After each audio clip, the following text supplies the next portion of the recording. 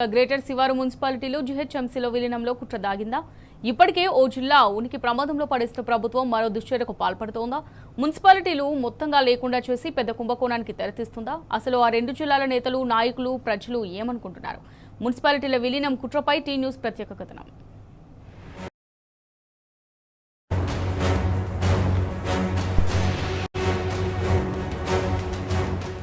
Congress party అధికారంలోకి వచ్చాక జనంపై పగబట్టింది.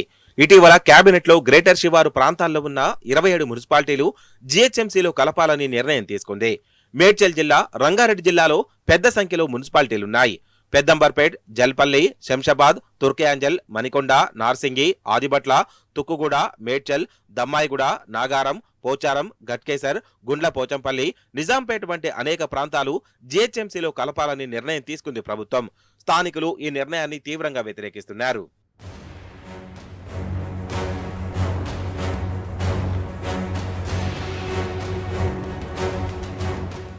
రాష్ట్ర ప్రభుత్వం సీఎం రేవంత్ రెడ్డి తీసుకున్న ఈ నిర్ణయంతో పెద్ద ఎత్తున ల్యాండ్ గ్రాబింగ్ కు పాల్పడే అవకాశం ఉంది. ప్రజలకు పన్నుల భారం, చిన్న పనికి హైదరాబాద్ హెడ్ క్వార్టర్స్ కు రావాల్సిన పరిస్థితి ఏర్పడుతుంది. ఇదంతా ఖర్చుతో కూడుకున్న పనే కాక అక్కడ అధికారుల నుంచి స్పష్టమైన పనులు జరుగుతాయో లేదో అనే దానిపై కూడా అనుమానాలు వ్యక్తమవుతున్నాయి.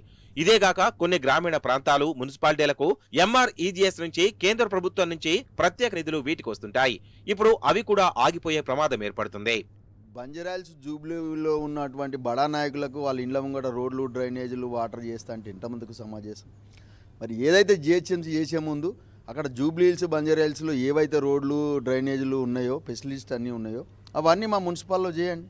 ఇప్పుడు ఎక్కడ పోయినా గుంతలమయం, రోడ్లు లేవు, ఏం లేవు. 2 ఏళ్ల నుంచి అధ్వానం అయిపోయింది. శానిటేషన్ లేదు, ఒక బ్లీచింగ్ పౌడర్ లేదు, రోడ్లు ఊడ్చేటోడు లేడు, ఏం లేదు.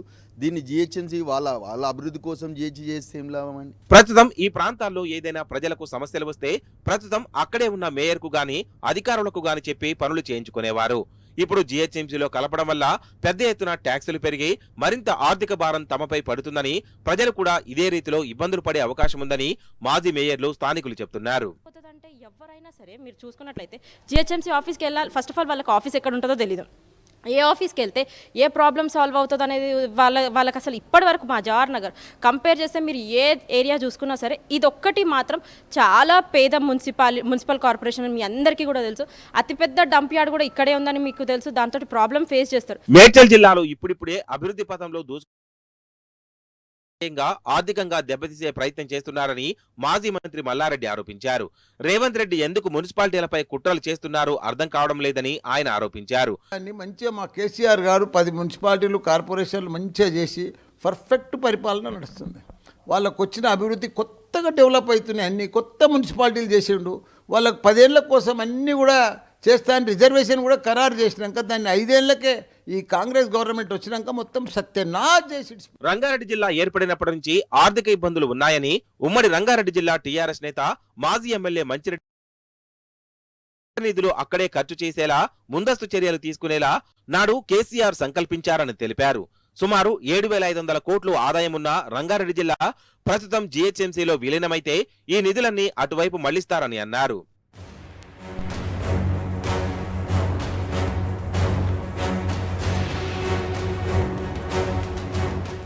ఇక ఇదేగాక రంగారెడ్డి జిల్లా కూడా పూర్తిగా ఉనికిని కోల్పోయే ప్రమాదంలో పడిందని ఆరోపించారు మాజీ మంత్రి సబితా ఇంద్రారెడ్డి.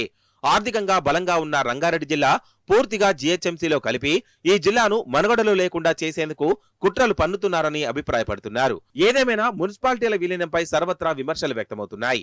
వ్యవస్థలను, అటు జిల్లాల ఉనికిని నిర్వీర్యం చేసే ప్రయత్నం మానుకోవాలని ప్రజలు, ఇటు రాజకీయ నాయకులు కోరుతున్నారు. దీనిపై రాష్ట్ర ప్రభుత్వం ఏ విధంగా స్పందిస్తుందో వేచి చూడాలి.